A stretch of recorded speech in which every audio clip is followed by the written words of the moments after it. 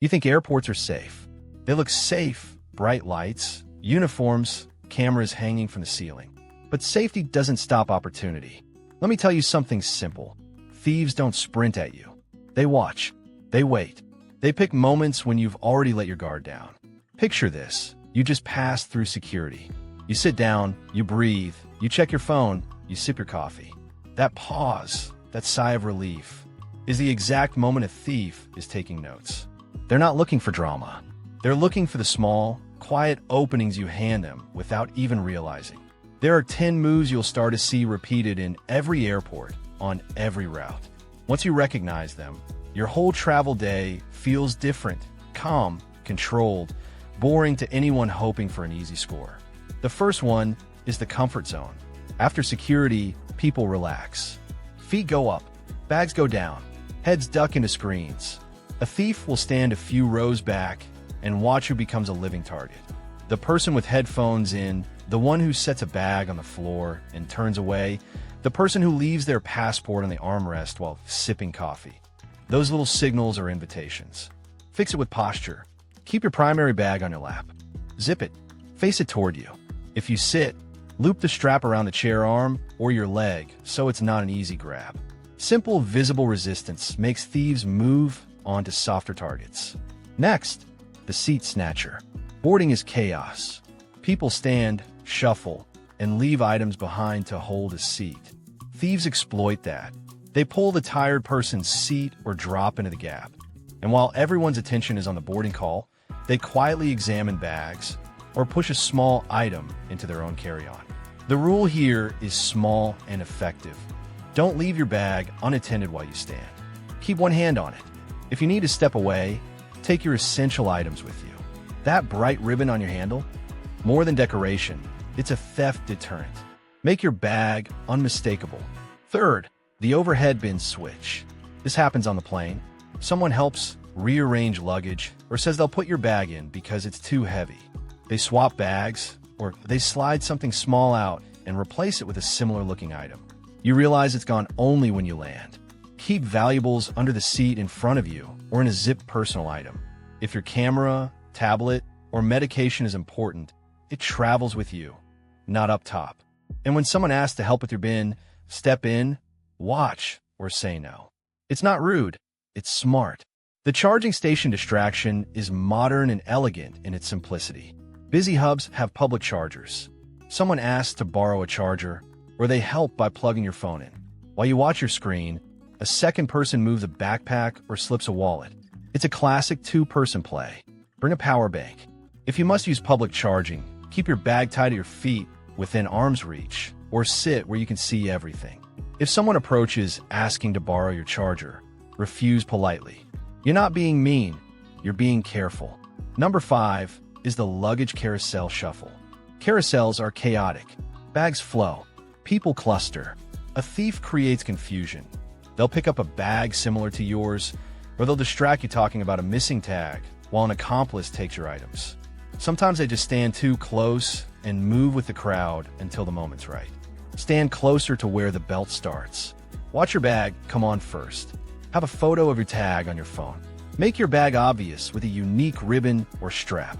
And if someone helps you, check their badge. If they're not official, politely refuse. The friendly helper is a long con. They offer help for strollers, wheelchairs, or heavy bags. They speak with charm, with urgency, and with empathy. While you relax and accept human kindness, their teammate does the work. They'll take a small item and vanish. It's social engineering. The fix is a polite boundary. If help is offered, ask for ID or step between the helper and your bag. A simple, "Thanks, but I've got it," works wonders. Kindness is great, just not for your unattended carry-on. Currency exchange, scams target trust and confusion. You step to a counter, money changes hands, and pockets are deceptive. Count before you leave the desk. Use official kiosks inside secured zones. Don't accept deals on the curb or from a stranger by the gate. Next up, the restroom relay. You hang a jacket on a hook. You put a bag beside the door. You step in. Two people talk. One distracts you, the other checks the bag. When you come out, something's light. This is low-tech, effective, and very common. Never leave valuables unattended outside the restroom. If you must, take someone with you. Fold jackets into your bag instead of hanging them, or use a small lock pouch that stays with your person. Gate change chaos is another top trick. When flights move gates, the terminal becomes a ripple of confusion. People leave bags to check the board. They walk away to new seats, and thieves move with the flow. They know exactly when people will be distracted by screens and signage. If your gate changes, keep one carry-on with the essentials that you can move with your body. Move together. Don't split your party into wandering groups. When a line forms, stick close to whatever bag contains your valuables. Arrival distraction, the final play, happens when you think you're safe. People bump into you, spill something, or create a moment of false urgency. While you help clean up or look away, someone lifts the bag. At arrivals, treat the area like a transit zone. Keep your essentials on your person. Don't accept help from strangers without ID. If someone offers a deal for a taxi or a courier, go to the official desk. Those are the 10 plays. They're simple. They're effective. They work because they rely on invisibility. You don't see them coming because you didn't expect them to. That's their edge. So what do thieves look for when they choose a victim? It's a small checklist of human behavior: vulnerability, distraction, and value. Vulnerability is tiredness, late flights, red eyes, people traveling solo. Distraction is phones, coffee, kids, and loud music. Value is obvious electronics, designer luggage, and visible jewelry. Erase those signs. Be boring. Make yourself unremarkable. Hide the bright labels, the designer case, and a neon logo. Wrap your tech in clothes or inside unassuming pouches. The less you stand out, the less likely you are a target. Gear helps. A good crossbody bag, zipped and worn in front of you, is your first line. A neck pouch for passports and cash, hidden under your shirt, is low profile and highly effective. A small cable lock through zipper or pulls creates visual friction, a deterrent more than a barricade. Tamper-evident seals on checked luggage don't stop every thief, but they show tampering and make the offender lose their cover. GPS trackers, AirTag, Tile, are great, but use them as a last resort recovery tool, not a prevention tool. Hide them deep in a bag, not in an outer pocket.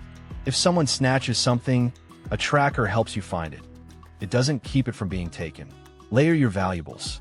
Don't keep everything in one place. Put passports in one spot, cash in another, and electronics somewhere else. If something is lost, you've limited the damage. Now, let's make this real with a few quick stories, not to scare you, but to show how these moves work in the wild. A woman in a busy European hub set her phone on the counter while paying for coffee. A man offered to hold it, just for a moment. He smiled, left, and the phone was gone. The look on her face when she realized is the imagine we want to avoid. It's not about being suspicious of everyone. It's about carving out a few seconds of caution. Another traveler watched his bag come down at the carousel. When it did, a helpful stranger said, "I'll take that to your car," and walked away with a small duffel. The owner stepped back, thought they'd mistaken their own timing, and the thief was gone. Real thieves don't need masks or dramatics. They use the crowd, the timing, the human grace you naturally offer. They rely on your trust. So here's the exact plan you can use every time you travel. The Pro Traveler Safety Checklist that actually works. Keep essentials on your person: passport, phone, wallet in a crossbody or neck pouch. Keep your primary carry-on zipped, strap looped through the chair, or locked to your body when you sit. Store valuables under the seat, not in the overhead bin. Photograph your checked luggage tags and contents before handing them over. Save those photos to the cloud. Make your bag unique with a ribbon or colored strap so you can spot it easily. Use tamper-evident seals on checked luggage. Use cable locks on zippers for quick, visible deterrence. Hide a GPS tracker deep in your bag. Don't rely on it as a prevention tool. It's recovery. Carry a power bank so you don't leave valuables at public charging stations. Train your travel partners. One person watches bags while the other moves. Keep kids close and part of the habit. If someone offers unsolicited help, ask for ID or decline. Politeness is fine, but safety is better. 2 more situational tricks that change everything. If you feel uneasy, move closer to the gate agent or a staff desk. Thieves avoid obvious authority. If your item is stolen, act fast. Report it to airport security and the airline immediately. Show the photo of your tag, give us serial numbers, and file a police report if necessary. The sooner you alert the system, the better the odds of recovery. Now, a couple of do's and don'ts, short and useful. Do keep one hand on your bag when standing. Do zip everything and face zippers toward you. Do not place valuables in checked luggage. Do not accept rides or help from unbadged strangers. A final thought, this is not paranoia. It's proactive awareness. Most travelers get through airports perfectly fine because they adopt tiny habits. That's our aim, small routines that create big safety changes. Airports are kitchens of movement. They feed journeys. They are also environments where attention flows and slips. If you learn to move like someone who belongs there, calm, intentional, slightly prepared, you'll be invisible to anyone looking for an easy mark. Next time you go to the terminal, try this. Before you sit, zip your bag, loop the strap, and set on your lap. Put your passport in your neck pouch. Take a photo of your check tag. Walk like you already own the minute. You'll notice how much less attention you attract. Travel isn't about fear. It's about being smart. It's about keeping the small moments of convenience from costing you time, money, or stress. Do the little things, and you'll keep the big things safe.